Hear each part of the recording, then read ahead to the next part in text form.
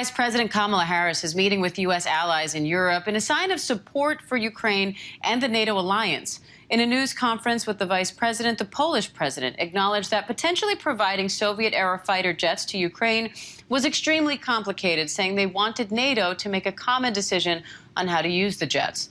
The Pentagon rejected that proposal to send the planes to Ukraine through a U.S. NATO airbase, saying the benefit to Ukraine would not outweigh the risk of Russia perceiving the move as an escalation.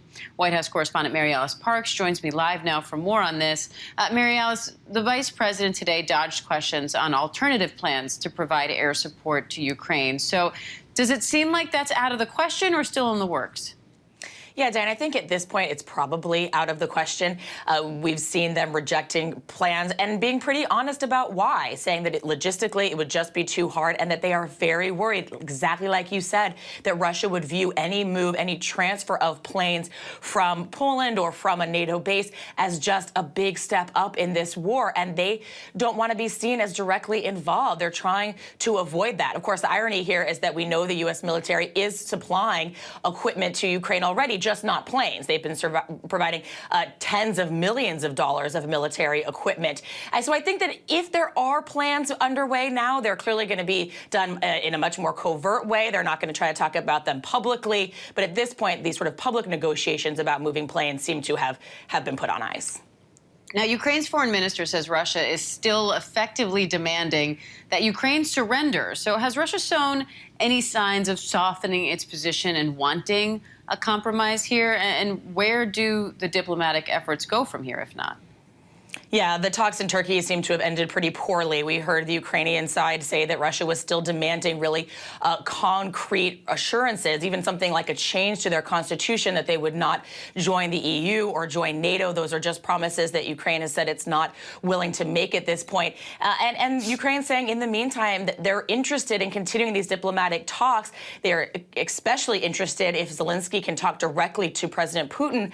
And the Russians so far said that that could still be on the table, but it was interesting to hear how resolute the Ukrainians were coming out of this meeting. They said, well, they are interested in continuing any diplomatic path that might be available. In the meantime, they will continue to protect and defend their territory, protect and defend their citizens. They're not looking for some surrender right now. And I think the whole world, we've been talking for the last several days about just how inspired the whole world has been by their resolve.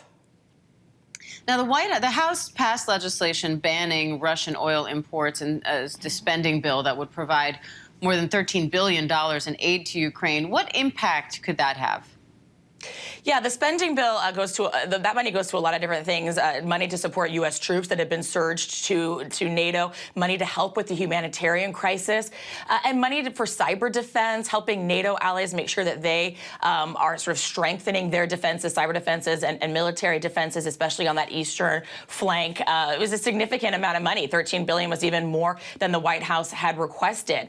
The oil ban bill is interesting. We know the president has already done this move unilaterally. It's hard to know if the legislation will make much of a difference, except that it does send a message. It is a big bipartisan push, a message to the rest of the world that the United States is really for this oil ban. And we're seeing companies respond in that way. And in that way, it could make the biggest difference, that companies are seeing members of Congress on both sides of the aisle stand behind President Biden with this oil ban. And so, Mary Alice, how do you see this unfolding? Because we're hearing Russia already making accusations of an economic war that's being launched against it by the U.S. You know, the Russian economy is already crumbling. Are there still more sanctions that could come out? It's hard to know. I think that if we see Europe start to really put in place its own piecemeal bans on Russian oil, if they start to really in a material way dial back their use of Russian oil, that could put an incredible squeeze on the Russian economy. And if we start to see more businesses stop doing business with Russia, that could really put pressure on the average Russian. I mean, so much of the original sanctions were targeting Russian banks, Russian oligarchs, Russian elites. But now we're seeing businesses saying they're just not willing to do business there, and that sort of starts to change the calculus. If sort of everyday, ordinary Russians start feeling a real squeeze, what do? Do they take to the streets? Do they protest? I think the big question now for everyone here in Washington is, how does this end? Does Putin eventually have to dial back his plans, or does Russia have to come to terms, with just unbelievable political and economic pressure? All right, Mary Alice Parks, great to talk to you, Mary Alice. Thank you. Hi, everyone. George Stephanopoulos here. Thanks for checking out the ABC News YouTube channel. If you'd like to get more videos, show highlights, and watch live event coverage, click on the right over here to subscribe to our channel. And don't forget to download the ABC News app for breaking news alerts. Thanks for watching.